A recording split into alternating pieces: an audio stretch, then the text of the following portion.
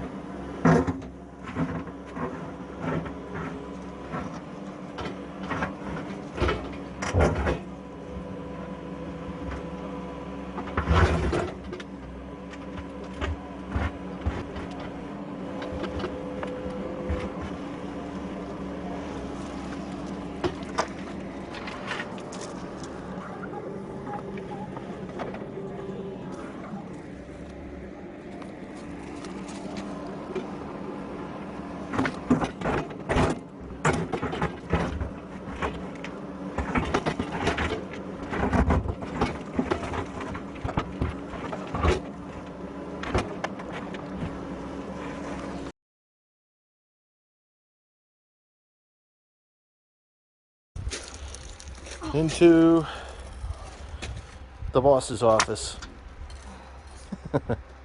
This is where the waste grinder goes. We have the sewer line that's higher than the septic line is higher than the sewer line. So there's a grinder here that goes up. And Melissa wanted to get some exercise, so here we go. You can stop anytime you want, dear. Don't kill yourself. It's only 90 degrees out again. Sweltering day. Day 2 of 90. Getting it done.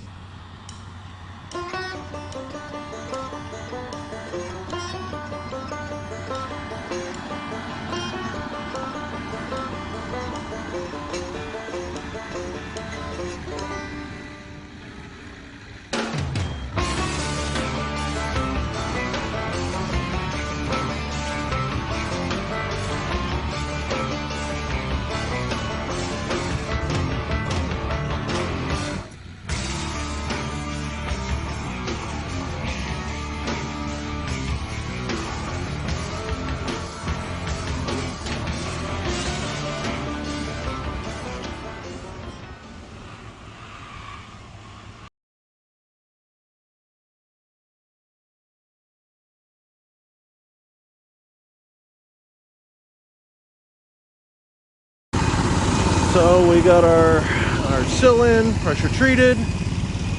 We got our knee walls in. This is over Melissa's office. She's gonna have triple window there. I surprised her with another window on the side. Fireplace, double door. They're gonna be French, one operating, one solid, stay put. My triple windows, my office, great room. Back here is gonna be the stairwell going up. So things are moving along, getting into warm weather. It's been in the mid-high 80s. Doing a lot of stuff here. We had the well relocated, the pipes in here. So it comes from the well house into here and goes out to the well. So all I have to do is snip the electric and the pipes, and I'll have service out to the old well house area, which will be the barn, and a direct line to the basement here for relocating the well tank and all that stuff here. We got our plumbing in down here. That's going to go underneath the concrete floor for a downstairs bathroom. Come over here and show you. So this is what is called a grinder, a waste grinder. It takes the poop and all the waste that comes off all the lines, goes in here, grinds it all up. Because it's lower than the septic, it pumps it up into the septic line and out to the septic tank. So here we are. It's going to sit down in the hall here. Here's our sewer line. It comes off to the bathroom, which is the toilet, the sink, and I added a laundry line in case we wanted to have a downstairs laundry. Shower, tub area, whatever we decide to do with that. The line continues on. This is a long hallway underneath the main foyer. The stairwell is going to be somewhat right here. So it's going to be a long, skinny area, which we're not sure what we're going to do yet. I'm putting a drain line there in the event I decide to do any hydroponics along the wall. At least I have it, or who knows what else can go in there. So I want to be prepared. Once the floor is poured, that's it, I'm done. So I want to make sure I have access. This here is going to be a wall to the great room downstairs. So I'm putting a line here, a drain line in case we do a wet bar on the backside. Apparently new requirements are radon pipes. So there's a 3-foot each direction with perforated holes in it, and it goes up in the wall. And because this is the stairwell, in the event they have to put the fan pump in to take the radon out, once they test if it is radon positive, they can access it underneath the stairwell, put a pump in here, and we just extend the pipe up in the wall. Moving on, come down here. This back corner is the furnace room, electricity, utility room, whatever you want to call it. I'm doing a drain pipe here. This wall is going to be all the water, heat, components. So I'm doing a drain in case I want to drain the system. I'll have that. There's a clean out there to access for any reason. Obviously I mentioned the well lines. And then this wall here is going to be electrical. The garage stops right about here. So on the outside I'll have my meter and my lines that come from the road and go out to the areas with the conduits. So this will all be the electrical part. I put a gap in here in the foundation. So all my heat lines, we're going to do underfloor heat, radiant heat in the flooring. I'm going to do 3 zones, 1 for each bay in the garage. The closer you get to the house, the warmer it is. The farther out, the cooler. So whatever I decide to do in that garage, it'll be heated. So this is the access for that. I'll close this off once all my lines come through. I'm also going to send a couple lines out through the garage floor and out through the back for a boiler, a wood stove boiler. that we have, since we have all the wood here, I can heat the house with it. And our fireplace pad, this pad actually took a full concrete truck to pour. It's looking very big because we're going to have a large insert here, wood, kind of a wood stove insert fireplace. You can use it as a fireplace or as a wood stove, and it has air circulation, takes fresh air from the outside, heats up, runs the fireplace obviously, and then there's a separate chamber that takes air from the inside and blows it back out around the fire, heating the hot air. On this side it's going to be a wood box to store wood, and then on this side I'm going to do a dumbwaiter lift that has access from the outside and the inside, and I'm going to weld up a chamber, a cage, that I can load the cage and raise and lower the wood for the two fireplaces, one above, one below. So trying to think of everything I possibly can for this build. Once walls are closed up, it's, we all know, getting into walls, reopening and renovations, it's just a pain. So I'm trying to get all my roughing done, and any thoughts on new ideas that are coming out. I'm going to do all my electrical switches that are automated that I had in my last house, but this house is going to be complete all the way through. All switches, all outlets will be all automated and controlled via my server. If you guys have any thoughts on anything that's new, upcoming, something in the future that may be coming out that you may think about or know of, please leave comments below. Let me know. Now's my time to do it, and if I can afford it or if I can do it, I will. I'd like to make this kind of state-of-the-art. Obviously all of the insulation and the products that are available now, we're trying to use as much as possible without blowing our budget.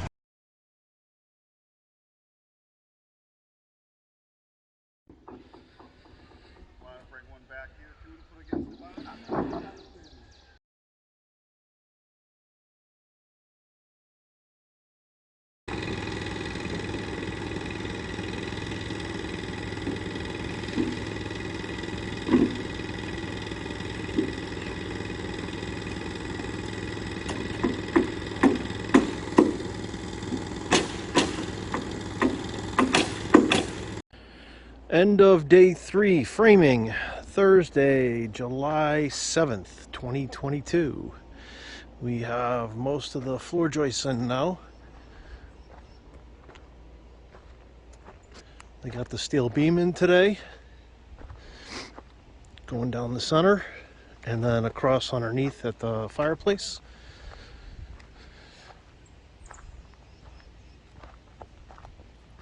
These are, I believe they're called JBIs, engineered trussing for floor joists.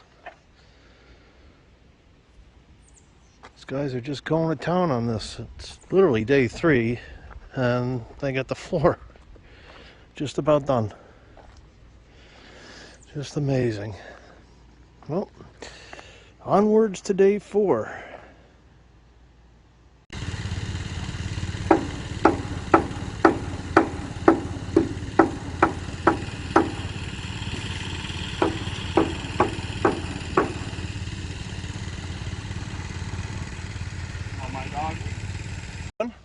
Melissa and I are together for our first video together. She's been very busy working and doing a lot of the inside stuff, and supporting me on a lot of this outside stuff, and we're working together at that. Just would like to say thank you everybody for joining us. We're in episode 7, and we have the framing behind us. We're actually going video by video now as they come out. We are editing, and within a week everything gets put together and comes out to you. Anything you'd like to say, dear? I'm good. Can't wait for it to be built.